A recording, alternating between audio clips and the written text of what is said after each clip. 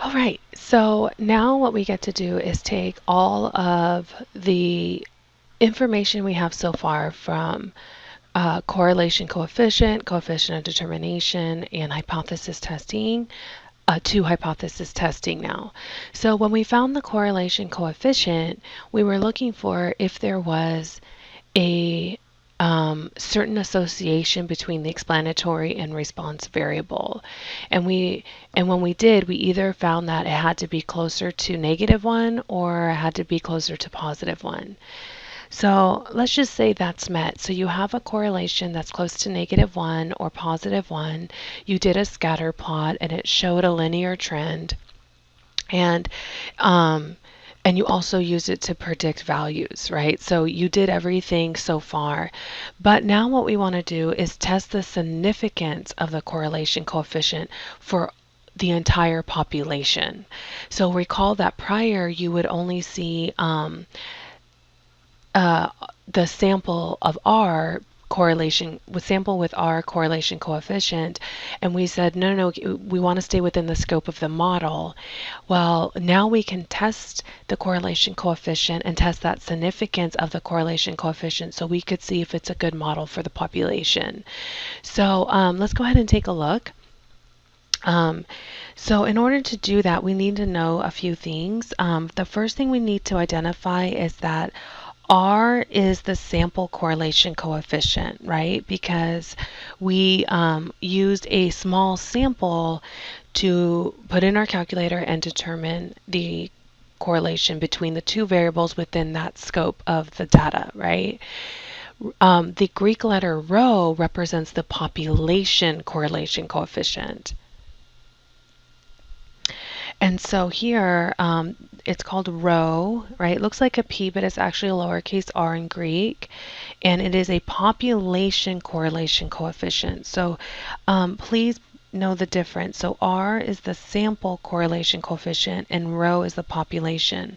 So just how we think like when we do our hypothesis test, right? Prior we would do HO maybe for the mean equal, and we would use this population parameter symbol.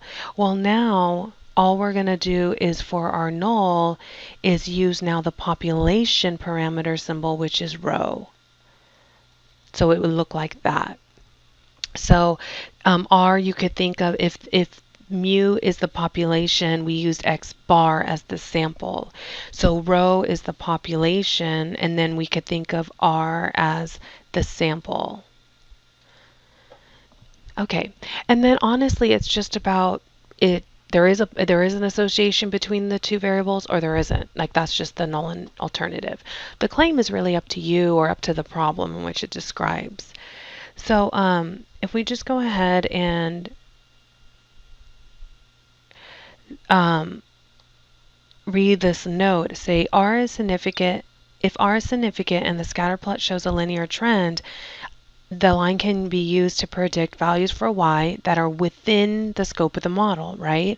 So the first thing we always have to do is draw the scatter plot and make sure there's a linear trend. And the second part was to calculate R, and R was close to positive or -1. Okay. So if R is not significant, or if the scatter plot does not show a linear trend, then we shouldn't be using the line for prediction. We don't even need to do a test. We just know we're not using a linear trend. If R is significant, and if the scatter plot shows a linear trend, the line may not be appropriate or reliable for predictions outside of the domain observed x values. So again, using the sample, remember that we said if we do a scatter plot, and we see a linear trend, our R is close to positive or -1, we could use it to predict values. We only predict values within the scope of our model. And so R, even though R is significant, we're going to see in the next section of why maybe a linear, even though there was a high correlation coefficient, that maybe the linear trend isn't the best model to use either. So prior to doing hypothesis testing here, you will have this first. Okay, you will never do hypothesis testing with rho unless you have met these other things first, like the scatter plot that shows a linear trend and a calculating the R that's close to positive or negative 1. And what you're doing is now you're testing whether this R from the population is significant enough to say it's just not the scope of the model, but it's the entire population. So how do we set up the null and alternative? Well, the null is just that the population coefficient is 0, meaning there is not a significant relationship. Because recall, here is negative 1 and 1. And remember when R was 0, we said there was no correlation.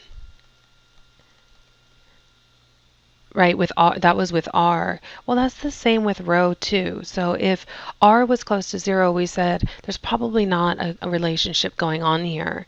But to the population, it would have that same characteristic. So we say, well, if rho is identically 0, before we would say R, but now if it's 0, that means there is not a relationship. And the farther away it is from 0, right, that we say there is an association. So as long as it's not 0, we could say there's a significant linear relationship. And our p-value will determine that, right? So when rho is approximately 0, this means there's a very small or no relationship. But when rho is far from 0, there is a significant relationship. It might be a positive or a negative association. So it has the same characteristics as the R.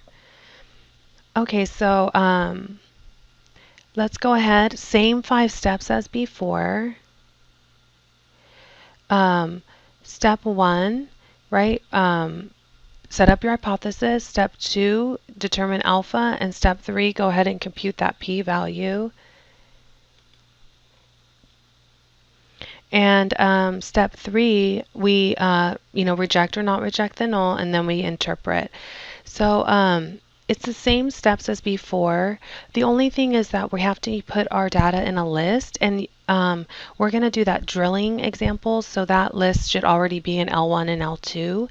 And then all you have to do is go to test, because it's a hypothesis test, so you'll still go back to that one menu and just hit up, and it goes to that second page. And notice that the linreg t-test is right here. It says F. And that's the one we're going to be using. And so if I just push enter, you'll see that list 1 and list 2 are there. And FREC will be 1. And then it says beta and rho. In our case, it's going to be just not equal to 0. We're only going to do equal and not equal. And we can store the regression equation if we wanted, and then we can calculate. Okay, so if we wanted to do this for the drilling, the first thing we need to do is set up the hypothesis. Right, so H sub 0, the null is when rho is equal to 0. In other words, there isn't a correlation between starting drill depth and the time it takes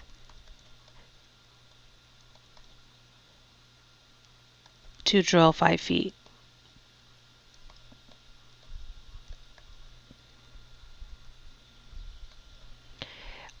And the alternative will always be rho not equal to 0, and that would mean that there is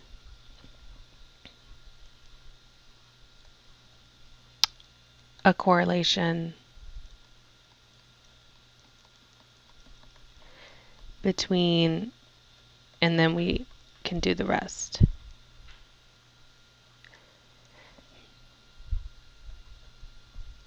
Okay, so step 2 would be to identify a alpha, And so here, recall that if the alpha isn't given, we automatically make the alpha 0.05, but we can essentially make it whatever we want. We just like the standard 5% because that's when results, that's the barrier between results being unusual. And so that's why we use 5%. Also, let's not forget to identify the claim, right? It says that test the claim that there is a significant relationship. So if the null is there isn't a correlation and the alternative is there is a correlation, we're looking for there is a relationship. And therefore the alternative is the claim. So it's a little strange in the play on the negatives, right? So if rho is 0, there is not a relationship. And if rho is not 0, there is a relationship. So maybe write there isn't next to the null and alternative because that might keep it straight. And then let's go on to the third step. And the third step would go ahead and find the p-value. Now, there are preliminaries to be met, remember? So the preliminary was, if I did it here, right, we had to have had a scatter plot. This is even before we attempt this, right? The scatter plot, linear trend, right? And then R is close to plus or minus 1, right? So that was the preliminary. We've had preliminaries since chapter 7, right? And so we do, but they're already met. By the time you get here, you've already done all of those things to get here. So this is why the test is pretty quick. So to find the p-value, we'll go ahead and put x, remember, in list 1, y is in list 2, and then we're going to run a lin reg t-test. Okay, so let's go ahead and go to the calculator. And I just want to show you quick, let me go to stat and edit and I can show you that here are the drilling depths from the example. Remember this is the starting drill depth that it starts, and then L2 is the time it takes in minutes to drill 5 feet from that starting depth. And so that's already stored in there, and so that way I could just go to test and go to the F, the lin reg t test. And I have the x as L1 and y is L2, frec will be 1, and then I need to change this hypothesis for the alternative where it's not equal. And I don't think we need to store the regression equation right now, but we could. Remember, you always could by hitting vars, y vars, function, and then 1. And then we can hit calculate. And so it just gives us all this information. Notice it gives us the linear regression. It gives us the linear regression line. It gives us the t-test statistic. It gives us a p-value, degrees of freedom.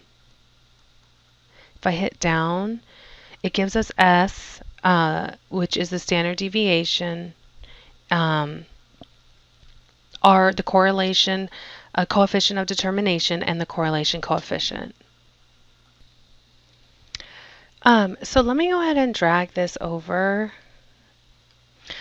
So essentially what you could do is just put after you put the two lists in, you could run all of lin reg t-test and then you would get everything in one menu, right? And so you wouldn't need to do different tests. Like you would get the p-value, the regression line, the coefficient determination, and the correlation coefficient. Okay, so here, if we go to the p-value, we can see the p-value is 0.0032. Our alpha was 0.05. And so we can see that the p-value is smaller than the alpha, which means that we would reject the null. And if we reject the null, that means we have to accept the alternative. And so which one was our claim? Well, our claim was that there is a relationship between starting depth and drilling time, and that that means that rho would not be close to 0, and therefore If we reject the null, then we can have enough evidence to support the claim. So lastly,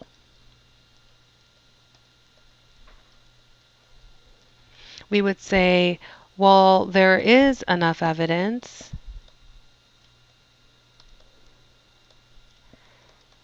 to support the claim that there is a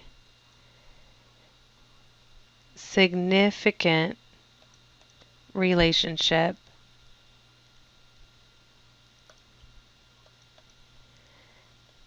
between starting drill depth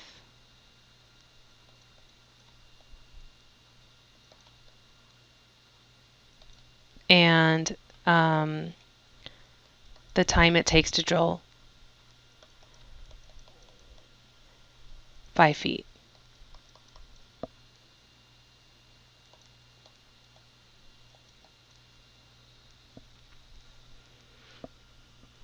So that's it. So when you want to test the significance of the correlation coefficient, you have already done a scatter plot and shown a linear trend and shown that R is close to negative or positive 1. And then what you can do is now test this for the population. Now we can say, in general, it's not just this one little sample that you grabbed from your book, right? That in general, there's enough evidence to support the claim that there is going to be a relationship between the number of feet you start drilling rock at and the time it takes to drill 5 feet for the entire population of drilling rocks.